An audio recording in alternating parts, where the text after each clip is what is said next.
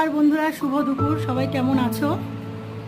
যা ওয়েদার, প্রচন্ড গরম লাগছে, একটু একটু বৃষ্টি হচ্ছে আর গরম লাগছে, এই করে না মানে শরীরটা প্রচন্ড খারাপ, জ্বরও এসছে, ঠান্ডাও লেগেছে। যাই হোক, কথা আর বেশি বাড়াচ্ছি না, চলো কি কি রান্না করেছি তোমাদের দেখাচ্ছি।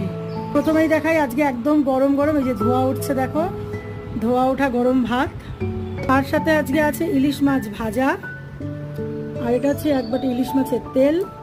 এই যে লঙ্কা, এই লঙ্কাগুলো দিয়ে খাবো, যা দাম লঙ্কার এখন 100 টাকা করে কেজি।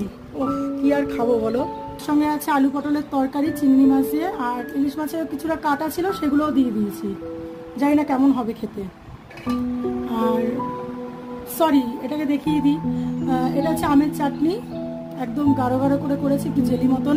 আর এটা হচ্ছে ইলিশ মাছের ঝোল, আলু দিয়ে কাঁচা কলা দিয়ে পাতলা করে ঝোল করেছি, খুব টেস্টি হয়েছে গো, আর খুব সুন্দর গন্ধ বেরোচ্ছিল।